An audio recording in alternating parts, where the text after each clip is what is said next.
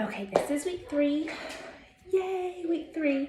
We've done like a lot of really heavy, like spiritual, mental thought work of like our habits. This week, it's a very practical habits. It's one of my favorite habits as like a Florida certified teacher.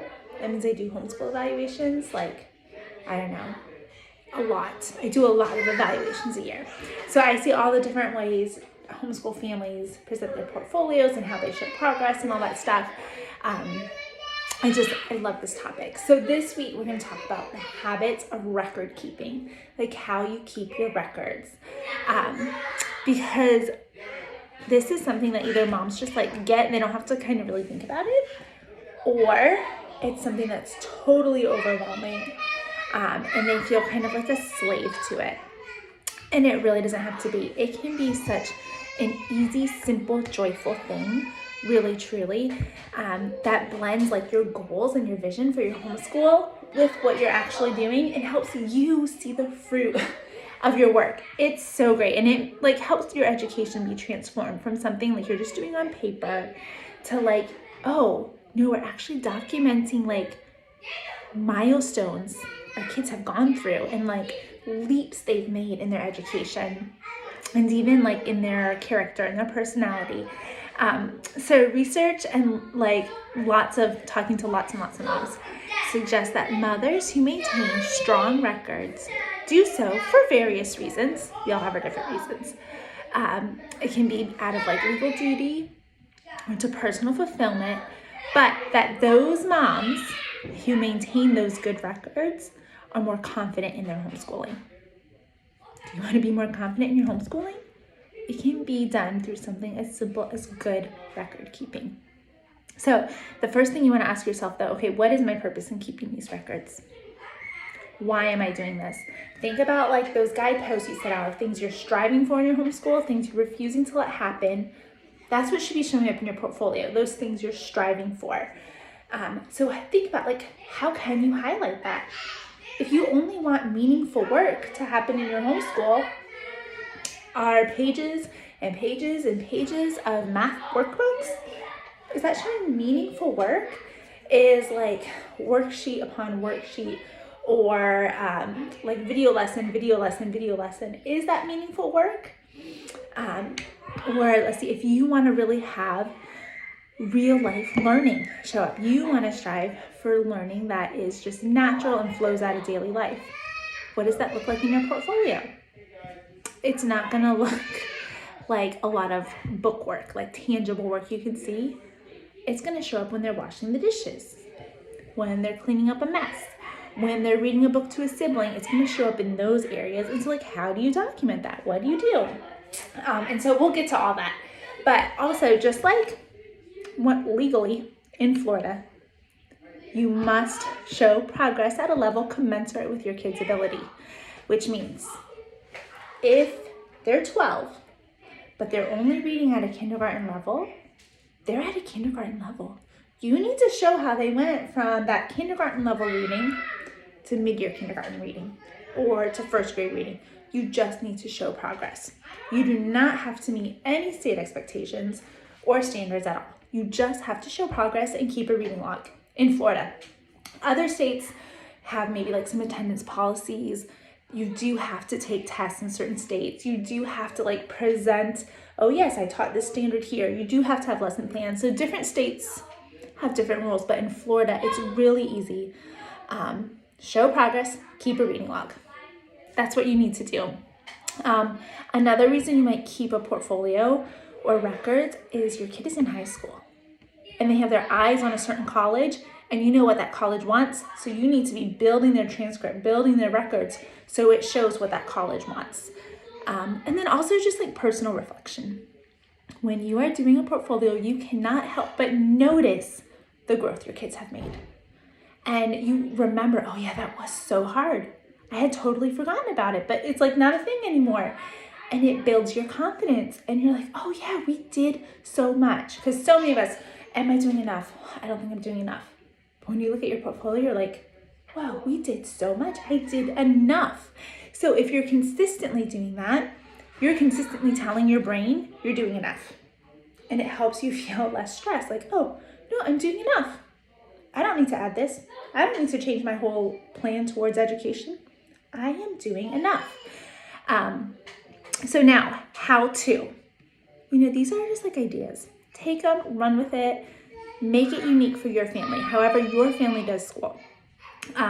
Some families keep like daily logs and journals. Like they might have like a teacher planner and keep track of notes and everything.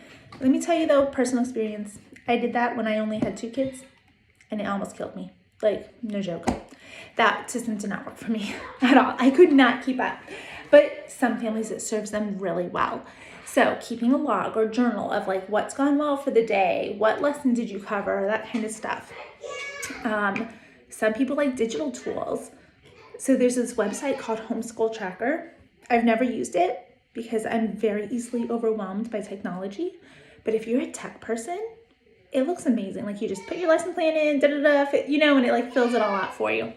I'm a fan of Google Sheets. That's where we keep our reading log.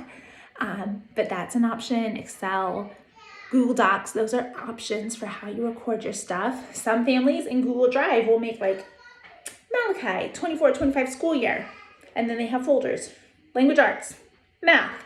And since they're so picture-based, they just upload pictures into all those areas. And then when I do their portfolio, I click on it. Oh, language arts. I look through their pictures. Progress. Math, look through their pictures. Wow, look at that progress. So that's one way you can do it also. Another thing is like scrapbooks. Oh my gosh. These are some of the funnest ones. And these portfolio evaluations always end up taking the longest because you look at the pictures from the year and the kids just start talking. And like, they start telling you about all these awesome things they did. And you ask them questions and they remember it because it was so tangible and hands-on learning. And so you see their whole picture, even though they maybe barely did a workbook. But as they walk you through pictures of their year and you hear them talk about it, they made progress for sure. So keeping pictures.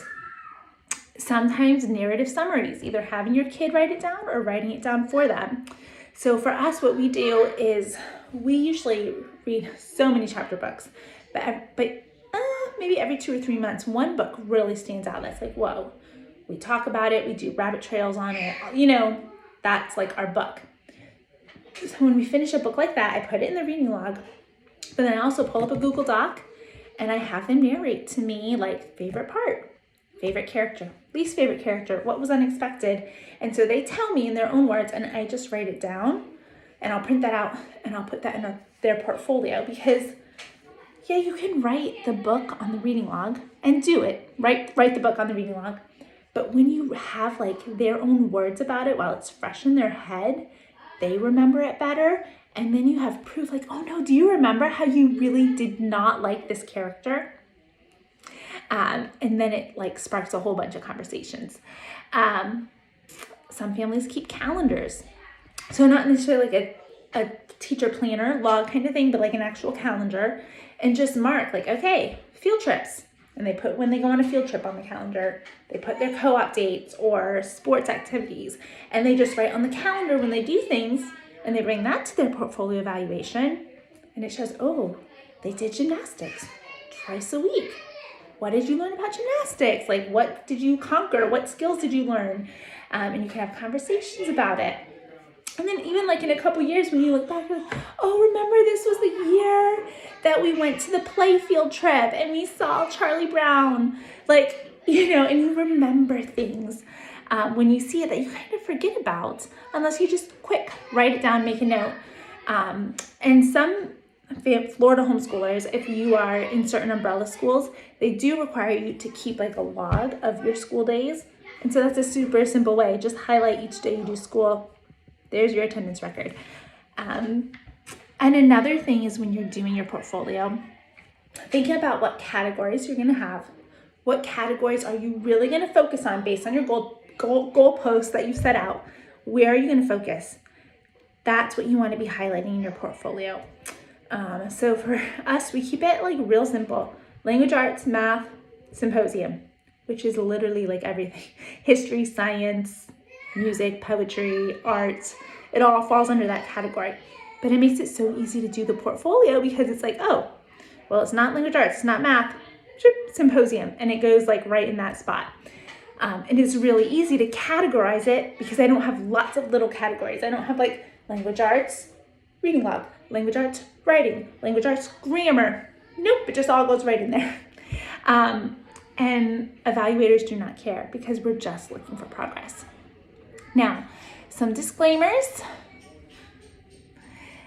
Record keeping is really easy if you keep up at it, if you figure out a routine to make it work for you. But the thing is, you have to find a rhythm and not a rigid system. Don't get married to your system. You might start off thinking you're going to do it one way and you realize it's not working at all. Remember, the point of the portfolio and keeping records is to bless you and your child and help you see the growth you're making in the school year. So be flexible. Like, for example, maybe you think, oh, I'm gonna have my kids write their reading log this year. They're gonna keep track of all the books they read. And you started school in August and it's December and you're like, where's your reading log? They have no idea. Okay, don't even fight over it. Just pivot. You do the reading log. You know, like, it's such a little thing. That doesn't have to be a fight. It can be, you know, so you're like, oh, I'm just gonna keep the reading log from now on. Or maybe you start and you're like, okay, I'm gonna only rip out certain work samples and file it in their portfolio because you don't have to keep everything. But then you get to January and you're like, man, this is a lot of work. I'd rather just take the whole workbook and show that to the evaluator. And so you stop doing that and you switch to just keeping the workbook. An important thing to note though is when you do something, as much as you can, remember to put the date on the work so you can see progress. Oh, this is what their handwriting was like in September, but look at it in April, how much it's improved. But if you don't have the date on it, it's hard to know how much time was in between there.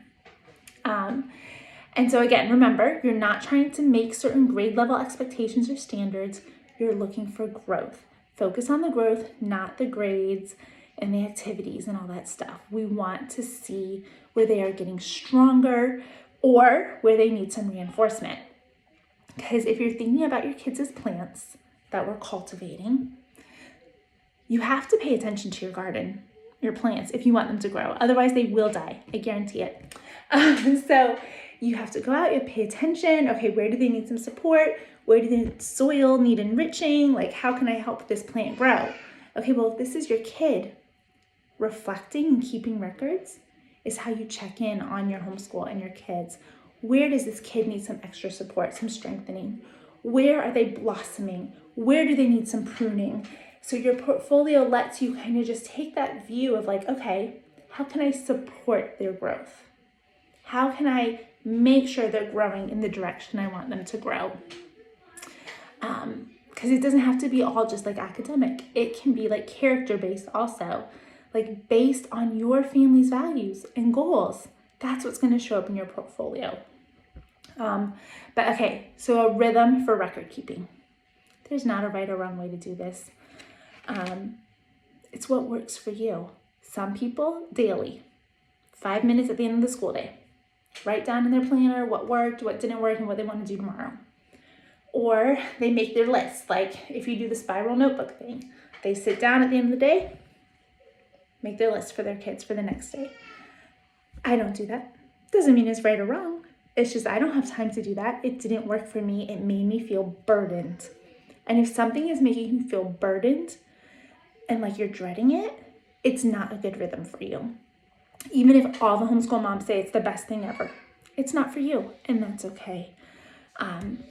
I do say like weekly reflection and record keeping, that has helped us a lot. It's just, you know, we have that reflection sheet. I do that. And then if whatever books the kids have read, I plug it into the reading log. If we've read a book as a family, I put that in the reading log. And like, I just pay attention. What do we need to focus on that next week? And then like monthly, or for us every 6 weeks, because we'll school for 6 weeks, take a week off, school for 6 weeks. That's when I sit and like go through their work. Like we'll pull out the stuff in their cubby. We'll pick what they want to keep, what we're going to get rid of. We'll throw out any trash that is just like sitting around, shoved in a book. And we'll kind of reevaluate what we're going to do for the next 6 weeks. So that's the time where I'm really working on the portfolio, like going through their stuff. Like, okay, yep, this was a good score. Oh, this wasn't a good score, but I'm still going to put it in there because it shows growth later on. So that's what I recommend. Like every week, update your reading log, kind of reflect, figure out what's working and not working. And then every month or every 6 weeks, really sitting down, pulling out the work, figuring what should go in the portfolio. Or if you keep a digital one, uploading your pictures and putting that information in your digital portfolio so you don't get to the end of the year and like, oh my gosh, I have so much to do. And then last thing is like planning for the future. High school will come. High school, you have to have a transcript. If you want to move on to college and get like that Florida diploma, you have to have a transcript saying that you did certain credit hours and classes and that type of stuff. So by starting to practice this habit of record keeping now, you're blessing your future self when you have a child in high school, and record keeping is more natural and more easy to you.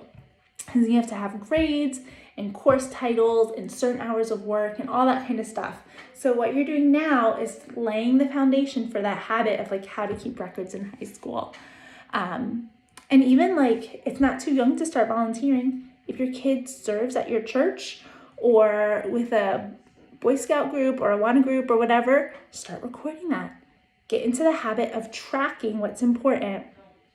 So that's it. I know it was a lot, but take a breath because you can do this. It really is not super complicated. Notice, how is your body feeling right now? Is it feeling really stressed, really overwhelmed? Then you need to come up with a new thought about record keeping. You need to think about like, okay, what can I tell myself so that when I sit down to do record keeping, I'm not overwhelmed, I'm not tight, I don't feel stressed. So for me, for example, I tell myself we are finding growth. We are working on growth. When my oldest child is doing cap versus cape over and over and over again, I'm looking for growth. Oh, he read 2 more words right today than he did yesterday. I'm looking for growth.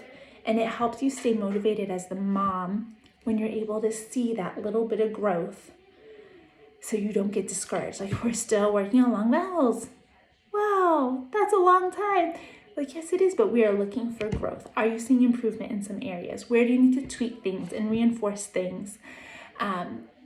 So keeping records is just a great way to keep yourself motivated and encouraged as the mom to keep going in homeschooling, to know that you're doing the right thing and you are on the right path, that you're in line with your goals, that you're doing what is helping your child grow into the person you feel like God wants them to be. And so record keepings are not like this burden, but it's this habit, this tool to really have growth in your homeschool so that you can see it, so that your kids can see it, and you can all be encouraged to continue going even when it's hard, because you can count all the growth you've made in the past so far. So that's it. I will post some reflection questions also, and then reach out to me if you have any questions.